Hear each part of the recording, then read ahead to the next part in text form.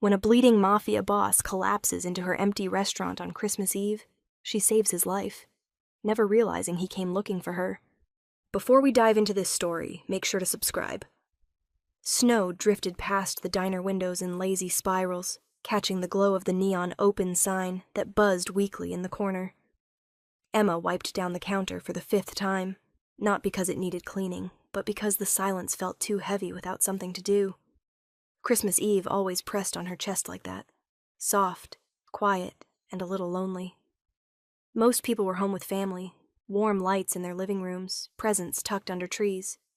Emma had a pot of decaf brewing for no one, a jukebox humming old holiday tunes to empty booths, and the hum of the heater that rattled like it was giving up on life. She'd offered to take the shift so the others could go home. She didn't mind. At least that's what she told herself.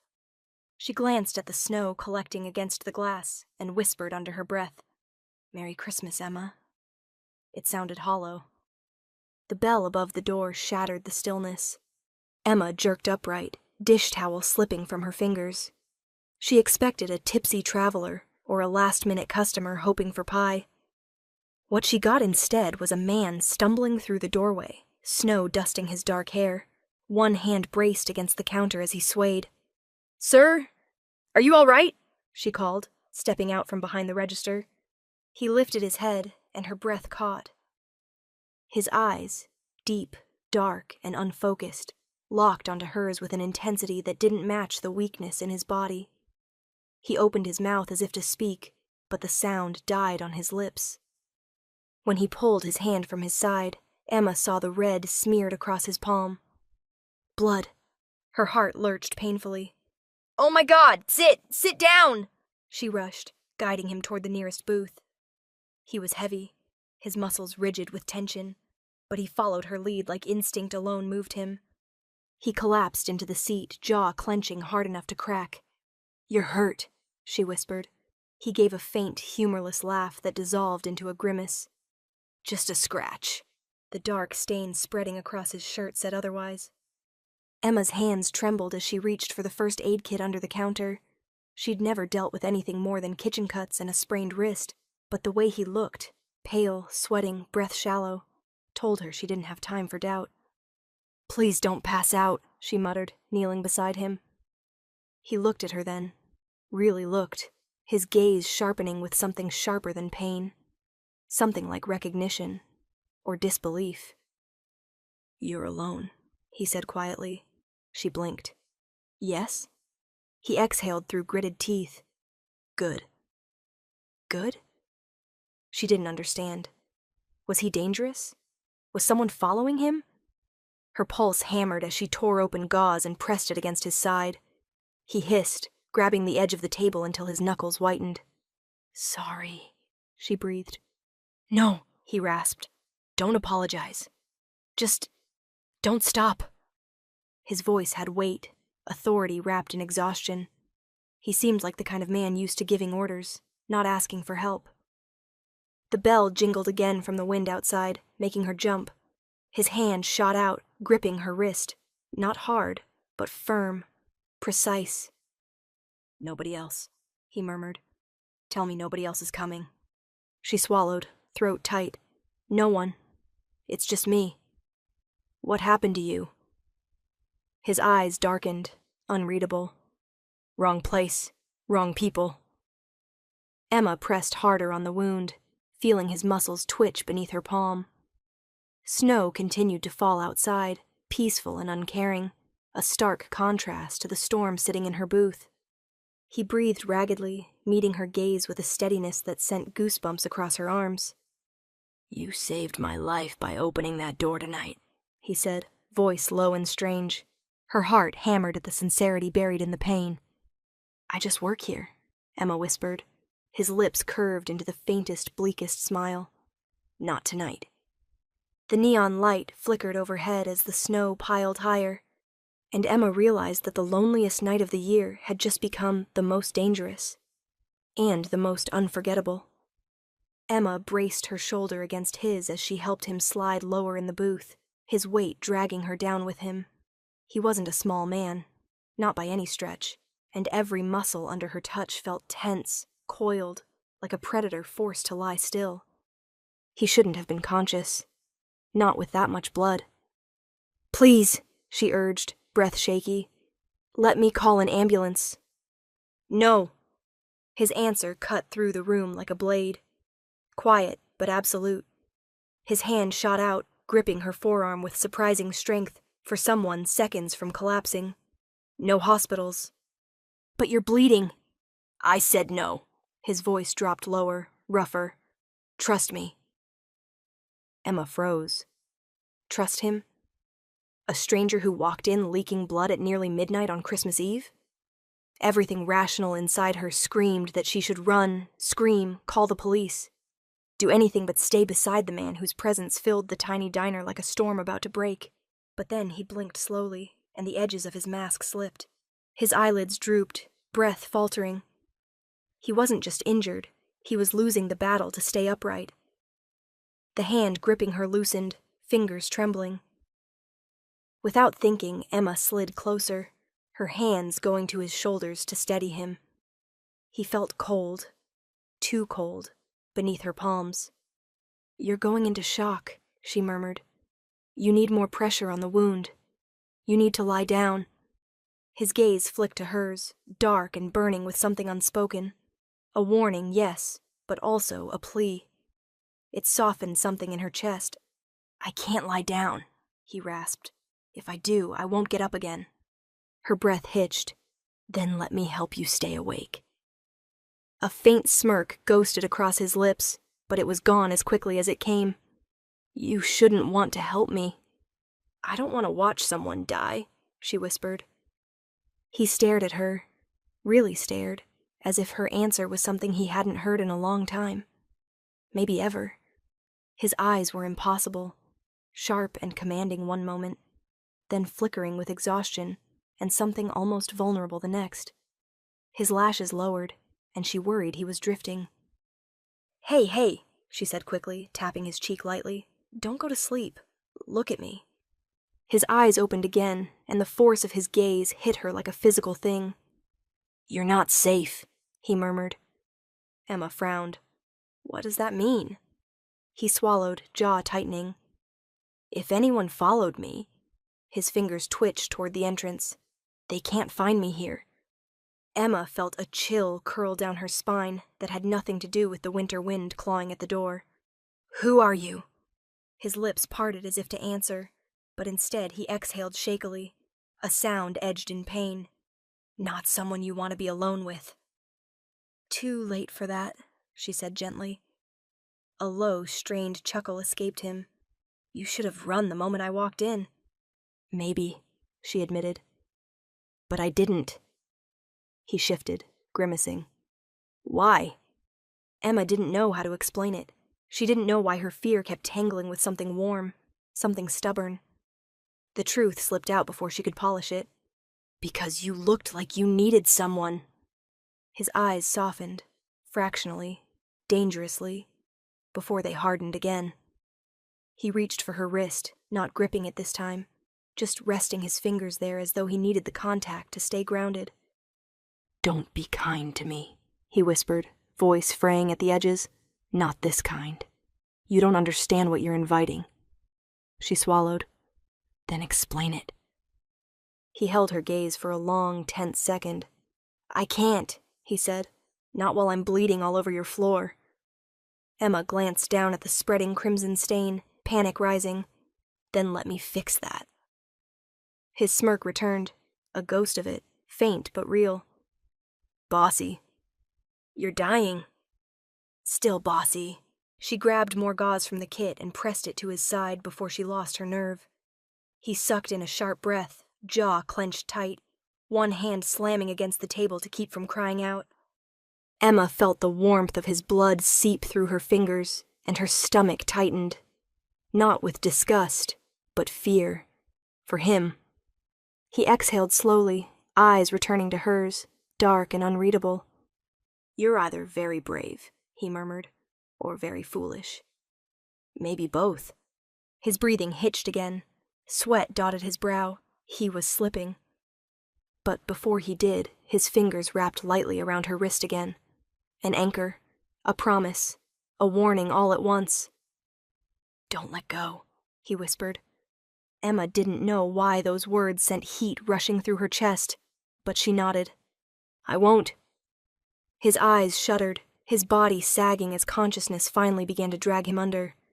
And Emma realized, whoever he was, however dangerous he might be, tonight, she was the only thing keeping him alive. Emma locked the front door with shaking hands, the metallic click echoing far too loudly in the empty diner. The neon sign still glowed in the window, but she flipped it to closed anyway, her heart pounding as if someone might burst in at any second. "Come on," she whispered, slipping her shoulder under the stranger's arm. "We need to get you out of here." He was heavier than he looked, all solid muscle and dead weight as he leaned into her. Blood had soaked through the side of his shirt now, a dark, spreading bloom that made her stomach twist. Every step toward the back room felt like a gamble she couldn't undo. "You're stronger than you look," he muttered, breath uneven. "Focus," she said, teeth clenched, as she pushed open the door to the storage room. Christmas lights were strung haphazardly along the shelves, her doing earlier that week, a sad attempt to make the space feel less bleak. Now they cast a soft, multicolored glow over the concrete walls and the battered old cot she guided him toward. He collapsed onto it with a groan, head falling back, chest heaving. For a terrifying moment, his eyes fluttered, unfocused. "Hey, stay with me," Emma said quickly, bracing herself on the edge of the cot. She pressed 2 fingers to his neck, counting the frantic pulse beneath his skin. Too fast. Way too fast. "I'm here," he murmured, eyes sliding back to her face. "I don't plan on dying tonight." "Good," she said, swallowing hard. "Because I have no idea what I'm doing." A faint curve touched his lips. "You're doing fine." She wasn't convinced. Emma grabbed the scissors from the first aid kit and hesitated, then carefully cut away the fabric around the wound. The smell of blood hit her immediately, coppery and thick. Her hands trembled so badly, she had to pause, breathing through her nose until she could steady them. He watched her the entire time. Not with the glazed look of someone barely conscious, but with sharp, intent focus. His dark eyes tracked every movement, every flicker of her lashes, every breath she took. It felt less like he was watching her tend a wound, and more like he was carving her into memory. "You don't look away," he said quietly.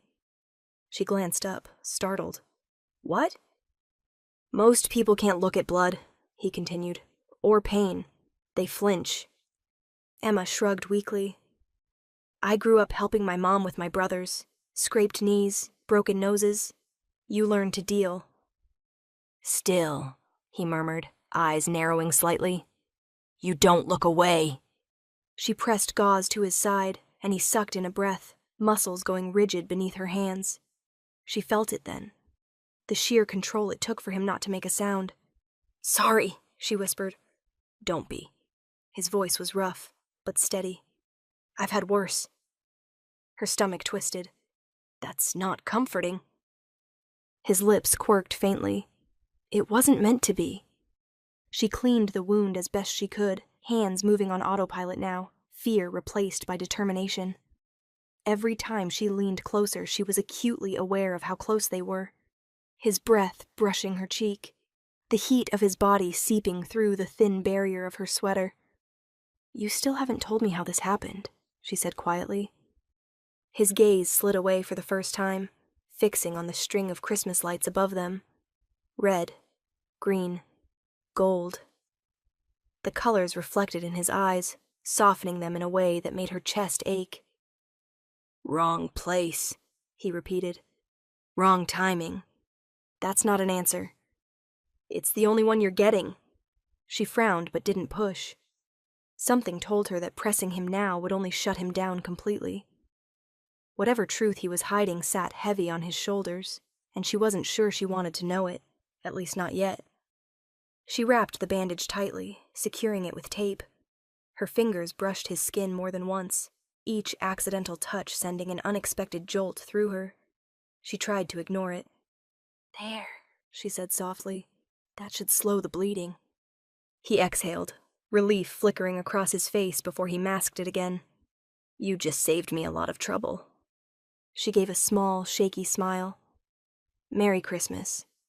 For a moment, something cracked in his expression. His jaw tightened, and he swallowed, eyes darkening with something that looked dangerously close to regret. Merry Christmas, he echoed, voice low. They sat in silence for a beat, the hum of the lights and the distant sound of wind outside filling the space. Emma became painfully aware of how alone they were, how vulnerable. His eyes lifted to her again, intense and unreadable. You shouldn't be this close to me, he said quietly. Probably not. And yet, he murmured, gaze lingering on her face. You're here, patching me up under Christmas lights like I'm just another man. She met his eyes, heart pounding.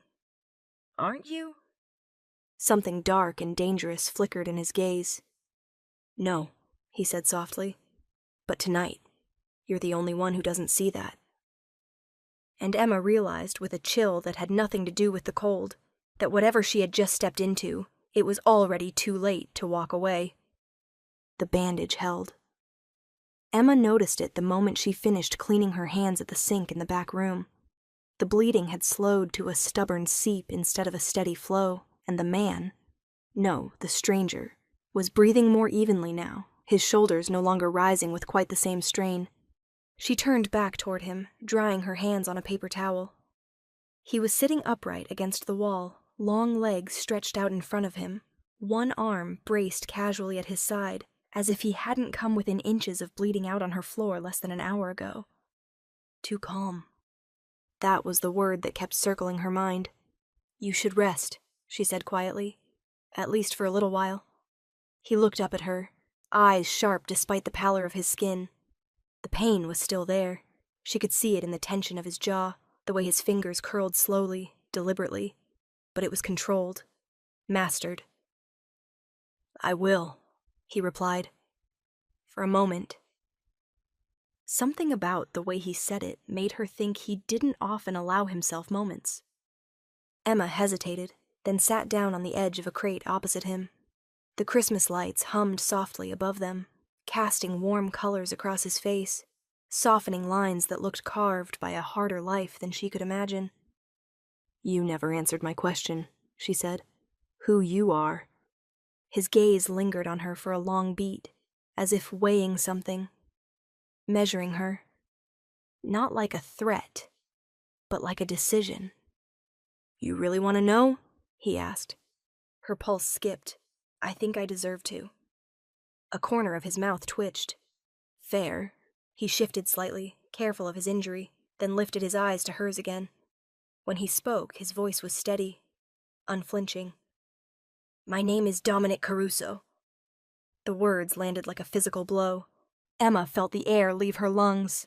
Her mind scrambled, piecing together fragments she'd heard over the years. Whispers from customers, headlines glimpsed on TV screens in the diner, rumors passed in hushed tones. Caruso. Dominic Caruso. The man who controlled half the city's ports. The man politicians avoided and criminals feared. The man whose name was never spoken too loudly. Her fingers tightened around the edge of the crate. You're... She trailed off, unable to finish. Yes, he said calmly. That one. Her heart pounded painfully. Fear surged, hot and immediate, but tangled with something else she didn't expect.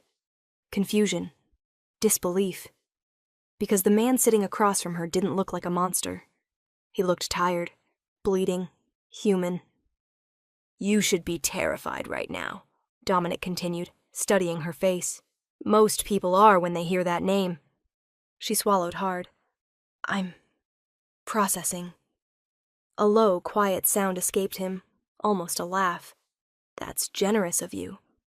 You're far too calm, she blurted out. You were almost killed tonight. His eyes darkened slightly, the warmth draining from them just enough to remind her who he was. I've been almost killed many times, he said. This was inconvenient, not unexpected. That sent a chill down her spine. Inconvenient, she repeated faintly. He nodded once. What's unexpected is where I ended up.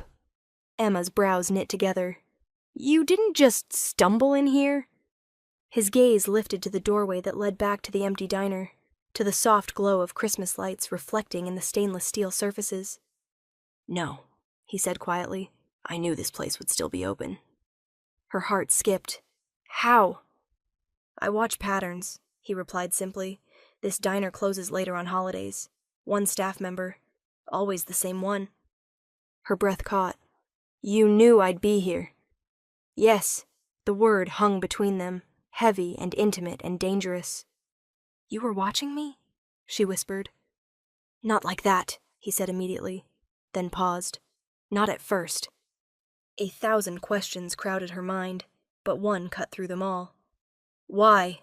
He leaned his head back against the wall, eyes briefly closing as if the answer cost him something. Because I needed a place no one would look, he said. And because you're kind. Her chest tightened painfully. Kind doesn't survive in my world, he continued. It draws attention. It creates weakness. She stood abruptly, needing distance. Then why come here? His eyes opened again, locking onto hers with an intensity that made her stomach flip. Because sometimes, he said softly, weakness is the only place left to run. The honesty in his voice startled her more than his name ever could have. Snow continued to fall outside. Christmas lights glowed steadily above them, and Emma realized something that made her hands tremble. Dominic Caruso hadn't just come to her diner to hide. He had come because on the loneliest night of the year, he trusted her to see him bleed, and not turn away. And that truth was far more dangerous than knowing his name. Emma paced the narrow back room, her footsteps soft against the concrete floor, trying to burn off the restless energy coiling in her chest. Dominic Caruso. The name echoed in her mind with every breath she took, colliding violently with the image of the bleeding man she had patched up under flickering Christmas lights. She stopped, turned back toward him. He hadn't moved much, still seated against the wall, still impossibly composed for someone who had been hunted and wounded. His eyes followed her calmly, tracking her like he always seemed to do, quiet, attentive, unsettlingly present. You said you didn't stumble in here, she said finally. You said you knew I'd be here. Yes. The single word sent a shiver through her. Emma folded her arms over her chest, not for warmth, but for grounding. Then tell me why. Because right now, it feels like I didn't just save a stranger. I stepped into something I don't understand. Dominic's gaze softened just a fraction. He shifted carefully, testing his injury, then nodded once as if making a decision. I came here for a reason, he said.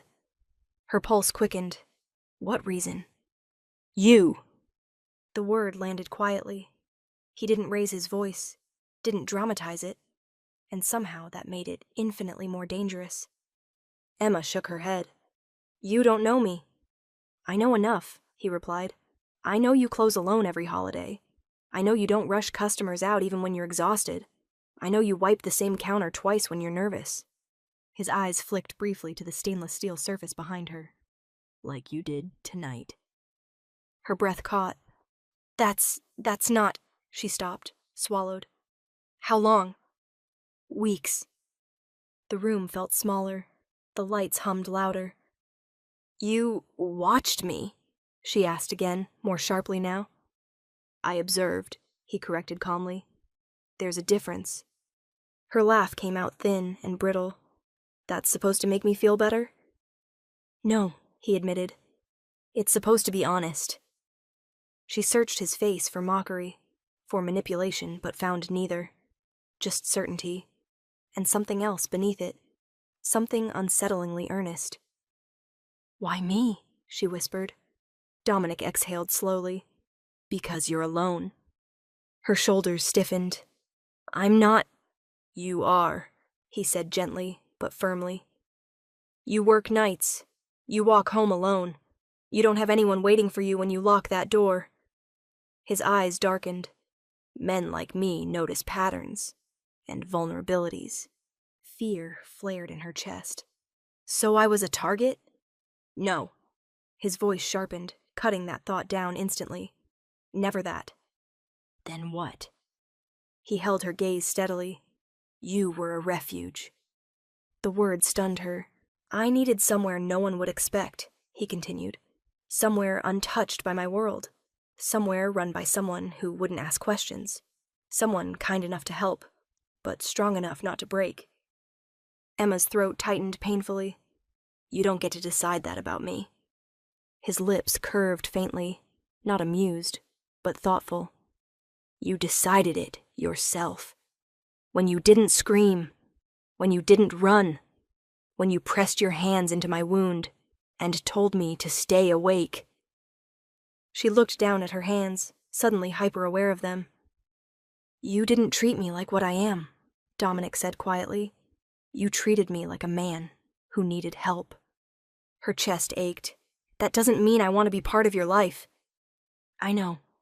She looked up sharply. I never intended to pull you into it, he went on. But tonight changed things. For both of us. How? She asked. Because you know my name now. You know what I am, and you didn't flinch. Silence settled between them, heavy and intimate. I didn't come here to trap you, Dominic said. I came because I needed somewhere safe enough to bleed. Emma met his eyes. And now? His gaze held hers, unblinking. Now, he said. I can't pretend you're not part of this anymore. Her heart stuttered. Part of what? My responsibility, he answered. My protection.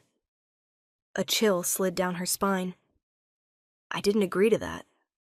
No, he said softly, but I agreed to it the moment I chose your diner. The truth hit her slowly, then all at once. This wasn't an accident. This wasn't chance. Dominic Caruso hadn't stumbled into her life bleeding and broken. He had chosen her, weeks ago, quietly, deliberately, watching from the shadows. And now that he was here, sitting under Christmas lights she'd strung with her own hands, he had no intention of walking back out of it alone. The first sound was so soft Emma almost convinced herself she imagined it. A crunch, then another, snow under boots. Her breath caught, eyes snapping toward the front of the diner. The Christmas lights reflected faintly in the darkened windows, red and green smearing into shadows that suddenly felt too close, too alive. Dominic noticed instantly.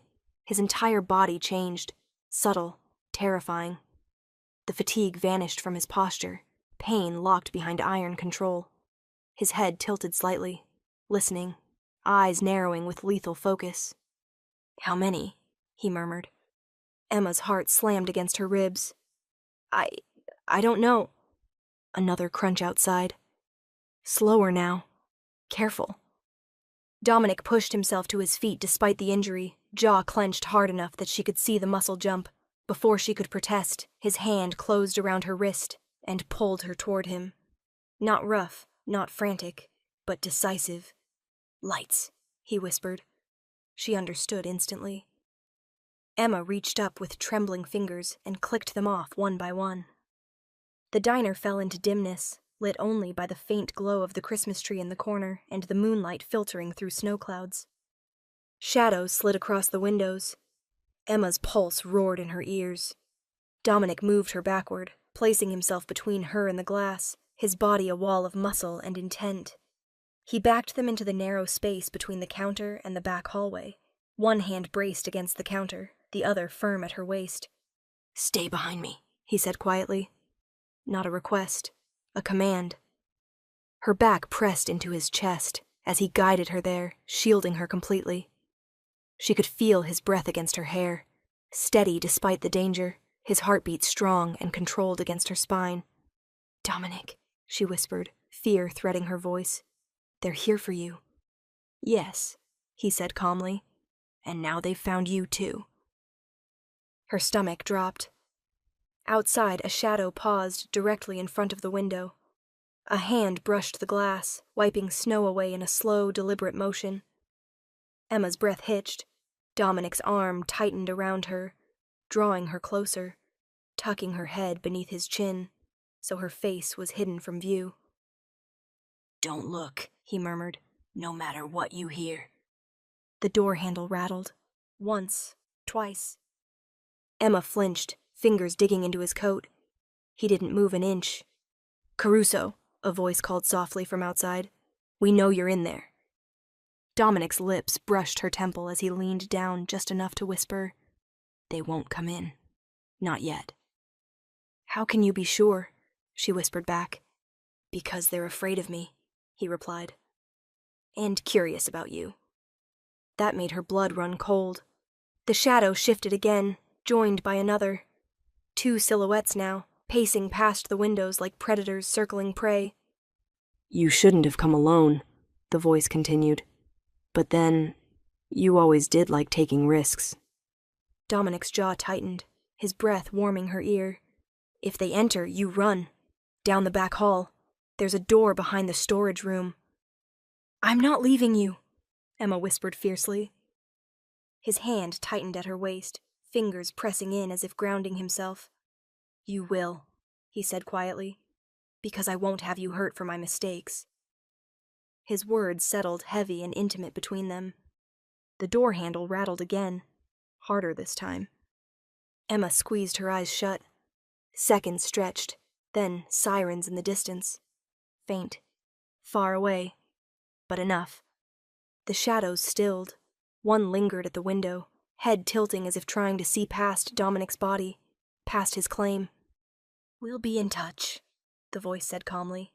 "You can't hide forever." Footsteps retreated, crunching snow fading into the night. Only when the sounds were completely gone did Dominic exhale. His arm loosened, but he didn't release her. Emma realized she was shaking. "Are you all right?" he asked quietly, turning her to face him, hands firm but gentle as they checked her arms, her shoulders, her face. His eyes searched hers with naked intensity. "I think so," she whispered. "Are you?" A faint, dangerous smile curved his lips. "I've been worse." She swallowed, tears stinging her eyes, not from fear alone, but from the sudden, overwhelming awareness of what he'd done. He'd put himself in front of her, bleeding, hunted, unarmed, without hesitation. "You didn't have to do that," she said softly. "Yes," Dominic replied, voice low and certain. "I did." He cupped her face, thumb brushing the corner of her eye where a tear threatened to fall. "You're no longer invisible, Emma," he murmured. "And anyone who comes through that door for me will have to go through me first." The Christmas lights flickered gently behind them, glowing against the darkness. And Emma understood then. Trouble hadn't just found the door, it had found her. Emma's hands were still trembling when Dominic finally stepped back from the window. The diner felt smaller now, like the walls had leaned in to listen to everything that had just happened. The Christmas tree lights blinked softly in the corner, absurdly cheerful against the echo of danger that hadn't fully left the air. "You need to come with me," Dominic said. The words were calm, measured, but there was no mistaking the steel beneath them. Emma shook her head immediately. "No, this is my job, my place. I can't just disappear." His gaze sharpened, frustration flickering for the first time. "You don't understand what you're standing in." "I understand enough," she shot back, fear hardening into stubbornness. "This is my life. I don't belong in yours." Dominic took a slow step toward her, then stopped, as if forcing himself not to crowd her. His jaw flexed. "You belong wherever you're breathing," he said quietly. "And right now, this place isn't safe." "I'm not leaving," she insisted. "They were looking for you, not me." "That's where you're wrong." Before she could argue again, the sound came back, this time louder. Not careful footsteps, running. The first window shattered. Glass exploded inward, raining down across the empty booths. Emma screamed, ducking instinctively as another crash followed, then a third. Shadows flooded the diner, boots pounding against tile, voices barking orders. Dominic moved instantly. He grabbed Emma by the waist and hauled her behind the counter, his body shielding hers as gunfire cracked through the air. Bullets tore into the wall behind them, shattering plates and sending porcelain shards skidding across the floor. "Stay down," he commanded, already moving. She barely saw him reach beneath the counter before he came back up with a gun in his hand. Sleek, black, familiar in a way that made her stomach twist. This was not a man improvising. This was a man returning to something he knew by heart. Dominic leaned out just enough to fire. The shot was precise, controlled, lethal.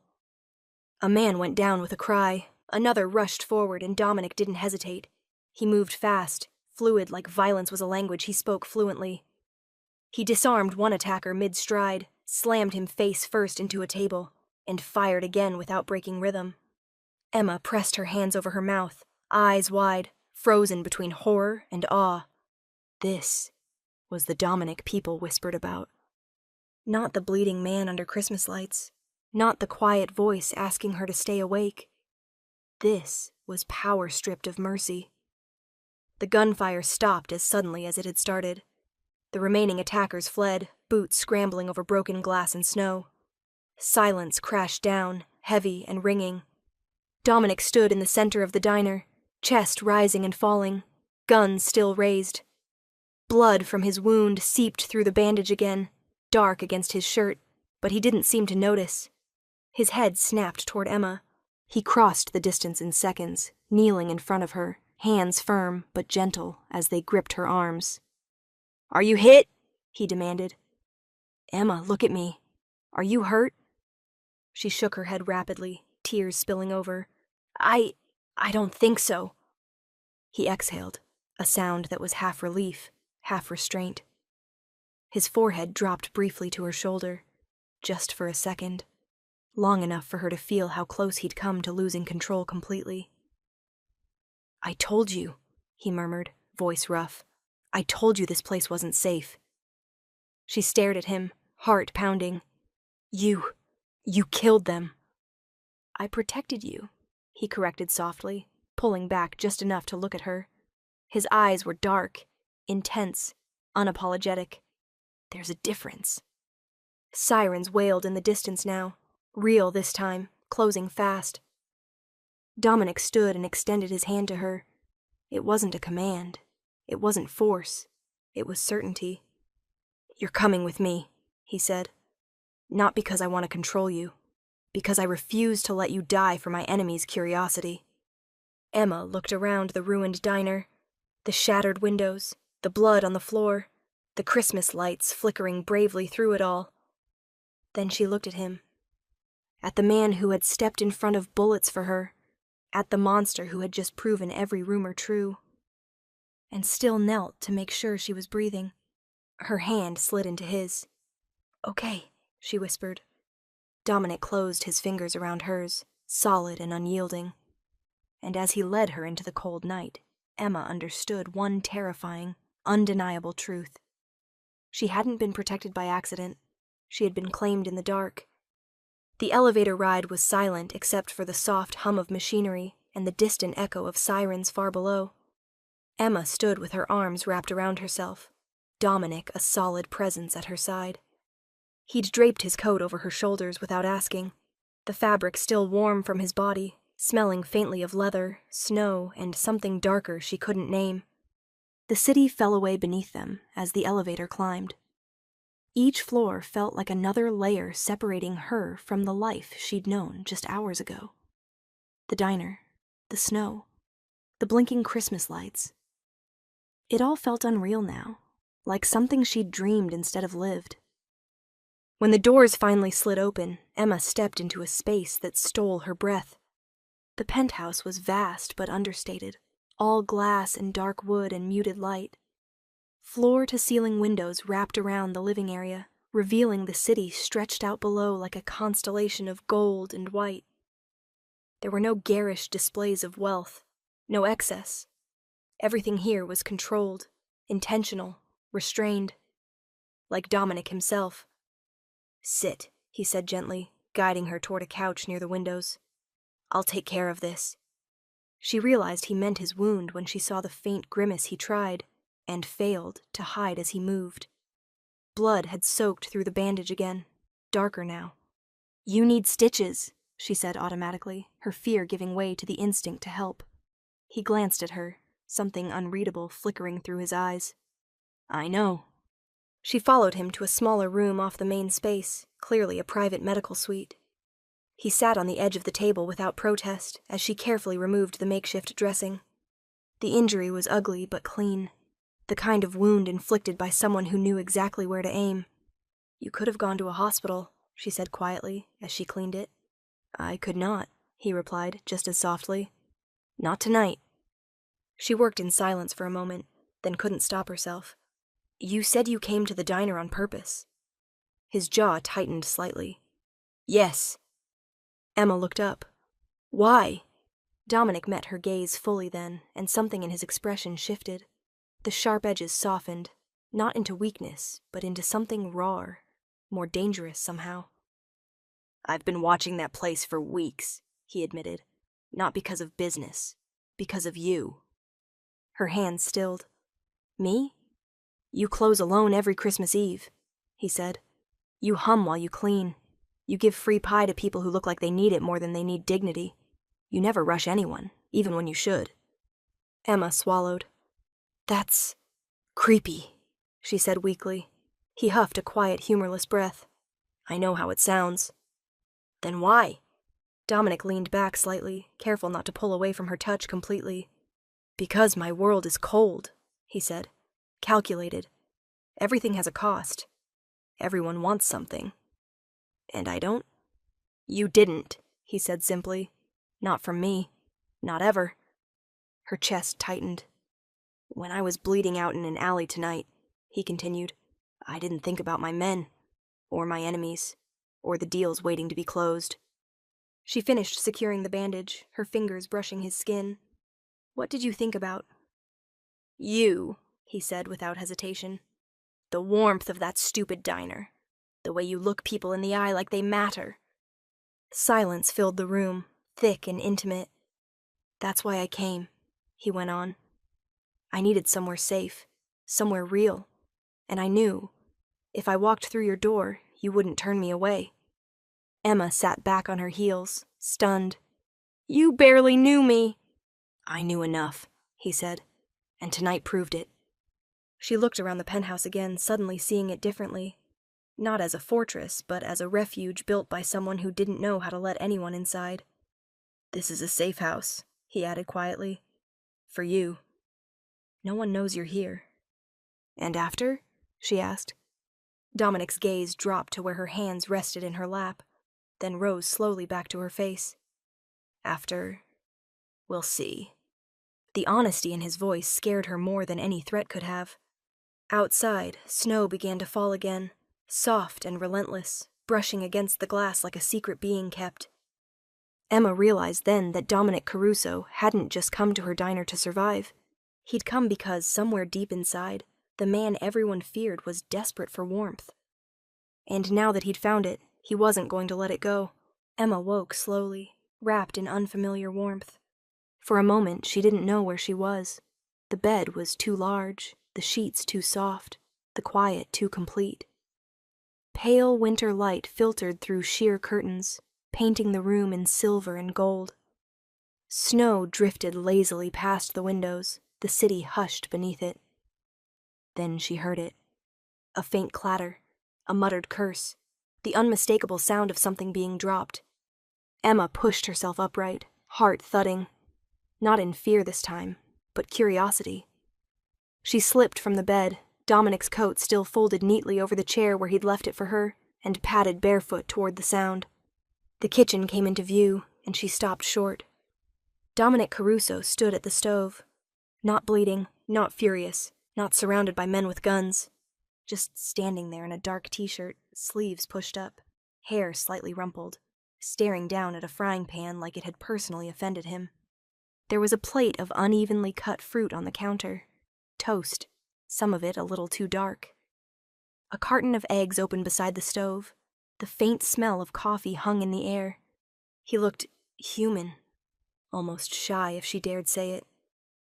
He noticed her reflection in the glass and turned, eyes softening instantly when they found her. "Morning," he said quietly. "Merry Christmas," she replied, her voice just as soft. For a second, neither of them moved. The silence wasn't awkward. It was careful, like they were both afraid to shatter something fragile. "I don't do this," Dominic said finally, gesturing vaguely at the stove. "So, if it's terrible—" "It smells good," she said, stepping closer. That earned her a small, surprised smile. Not the sharp curve he used in meetings, not the dangerous one his enemies feared, just a brief, unguarded thing. They sat together at the kitchen island, sharing the slightly overcooked breakfast. Dominic watched her more than he ate, like he was confirming she was real, still there. "You should be resting," she said gently. "Your wound—" "I am," he replied. "This is rest for me." She studied him, really studied him in the quiet daylight. The man who had walked through gunfire without flinching now looked unsure of where to put his hands. "Emma," he said suddenly. "Yes?" His gaze dropped to the coffee between them, then lifted again. "You didn't just save my life last night." She frowned slightly. "Dominic, you saved the part of me I thought was already dead." The words landed heavily between them. She didn't interrupt. "I've spent years surviving," he continued. "Winning, controlling, eliminating threats before they get close enough to matter. Somewhere along the way, I stopped feeling." His jaw tightened, but he didn't look away. "When I walked into your diner, bleeding and hunted, you didn't see a boss or a monster. You saw a man who needed help, and you helped me without asking what it would cost you." Emma's chest ached. "Anyone would have—" "No," he said firmly. "They wouldn't have. They didn't." He reached out, stopping just short of touching her hand, as if asking permission without words. When she didn't pull back, his fingers closed around hers, warm, steady. "That warmth," he said quietly. "That kindness. It reminded me of who I was before everything else hardened me. Before I learned that love is leverage, and softness gets you buried." She swallowed. "And now?" "Now," he said, voice low and honest. "I don't want to lose it again." The city outside stirred slowly, Christmas morning unfolding somewhere far below. Bells rang faintly in the distance. Snow continued to fall. Emma squeezed his hand gently. "I'm not something you can keep safe by locking it away," she said. "I don't want to be a thing you lose." His thumb brushed over her knuckles, reverent. "I know. That's what scares me." They sat there together, the most feared man in the city, and the woman who had patched him up beside Christmas lights, sharing silence that felt like a beginning instead of an end. For the first time in years, Dominic Caruso wasn't planning for war. He was thinking about how to protect something fragile without destroying it, and Emma realized something else, something that made her heart beat faster instead of slower. She didn't feel trapped. She felt chosen. The room glittered with money and menace. Crystal chandeliers cast warm light over marble floors. Evergreen garlands wound around iron railings. Soft carols played from somewhere unseen, the melody almost mocking against the presence of men who had ordered deaths with the same mouths now sipping champagne. Emma felt it the moment she stepped inside. This was not a party. It was a gathering of power. Dominic's hand rested at the small of her back, firm and unmistakably possessive. Not guiding, claiming. Every step she took, she was acutely aware of how many eyes followed her. Conversations softened as they passed. Laughter dulled.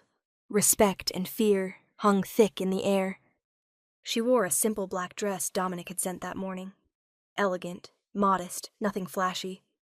Yet she felt more exposed than she ever had in her diner apron. Because here she wasn't invisible. She was noticed. "Breathe," Dominic murmured beside her, lips brushing her ear. "No one here will touch you." That should have frightened her. Instead, it grounded her. They moved deeper into the room, Dominic acknowledging men with nods and brief words. Emma recognized the subtle shifts, how people straightened when he approached, how smiles turned cautious. This was his kingdom, and he ruled it without raising his voice. A man stepped forward near the bar, well-dressed, confident, dangerous in the quiet way. His gaze flicked to Emma, lingered too long.